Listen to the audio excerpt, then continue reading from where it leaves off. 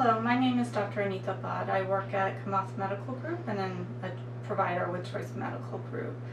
Today I would like to talk to you a little bit about Advance Directives and end-of-life planning. Before I start, though, I'd like for you to pause and just take a moment to reflect on what you know about these topics.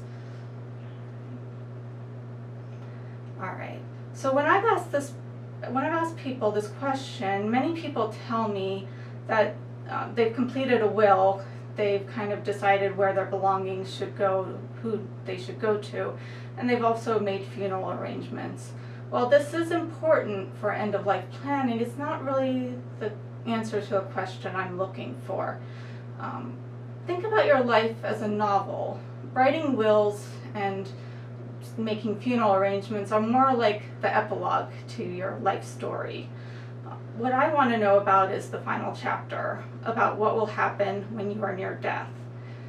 Think of an advance directive as the outline of the final chapter in your life story. So what is an advance directive?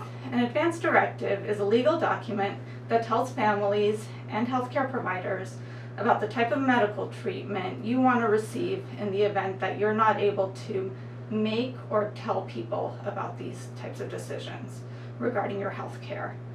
Although healthcare providers mostly discuss advance directives with older patients, in theory, all adults, regardless of age, should consider creating an advance directive.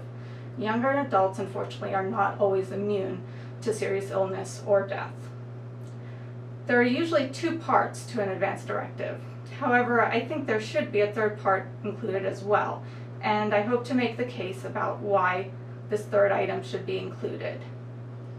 But before we get into that, let's talk about the other two parts of the advance directive. The first part of the advance directive is the healthcare power of attorney. A healthcare power of attorney is a formal document in which you appoint or designate at least one person to act as your spokesperson in the event that you're not able to make your own healthcare decisions. A healthcare power of attorney can only make decisions about your healthcare, not about your finances or money. Also, a healthcare power of attorney generally doesn't take effect unless you're considered mentally unable to make decisions about your healthcare, unless you choose to have them take that responsibility when your mental faculties are intact. Okay? It's important to really think about who you want to have as your healthcare power of attorney and to choose that person carefully. You want to choose a person with whom you can openly express your wishes and preferences to, and the person who will carry out your wishes even if he or she doesn't agree with them personally. Now, the second part of an advance directive, it's a different document. It's a document that describes specific healthcare preferences and wishes. A common example is a living will.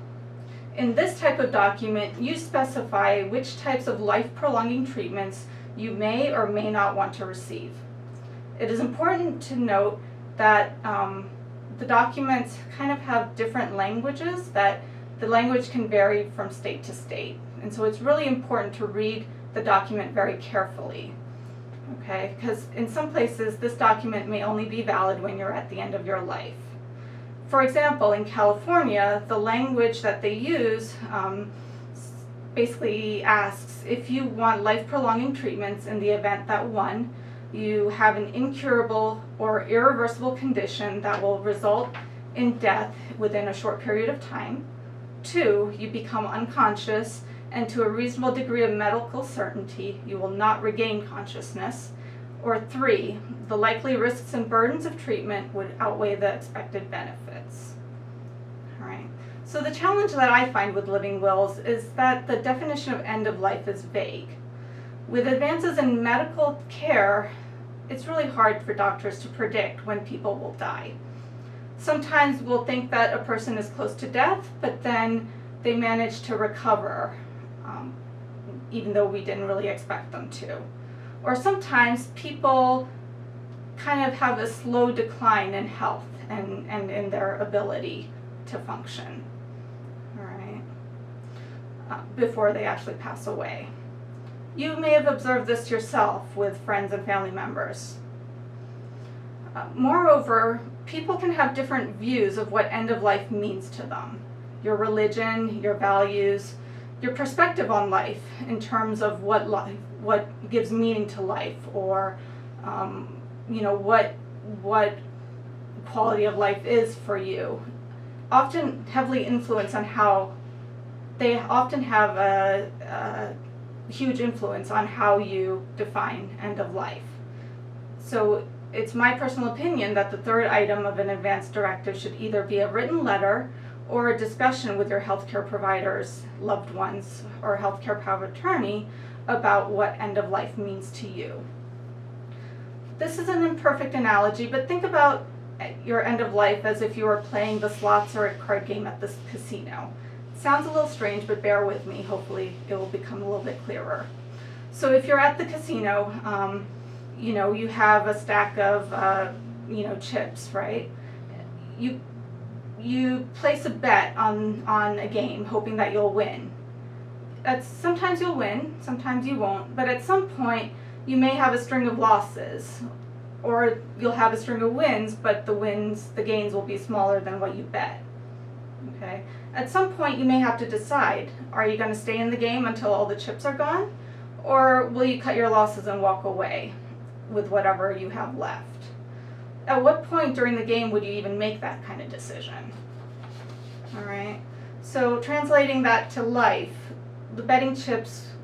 think of the betting chips as your quality of life.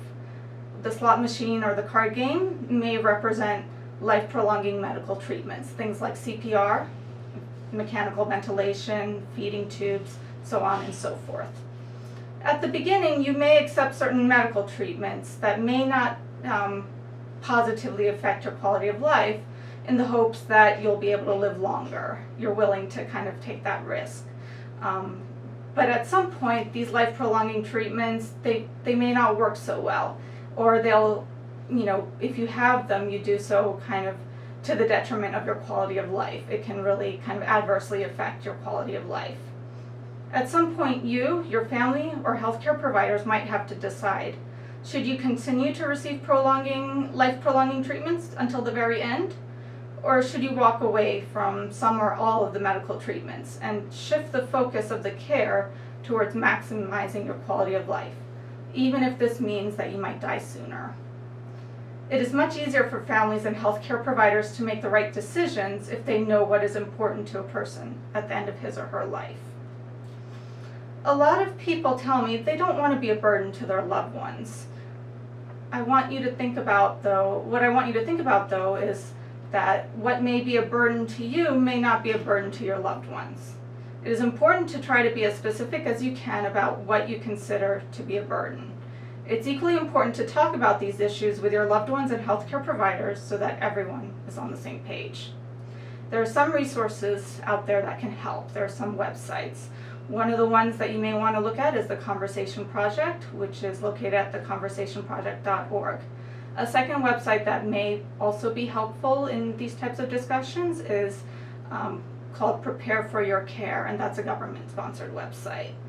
Hopefully this little talk has kind of shed some light on advance directives and end-of-life planning, and I hope that you prepare yourself to have the discussion sometime in the future. Thank you for listening. Have a good day.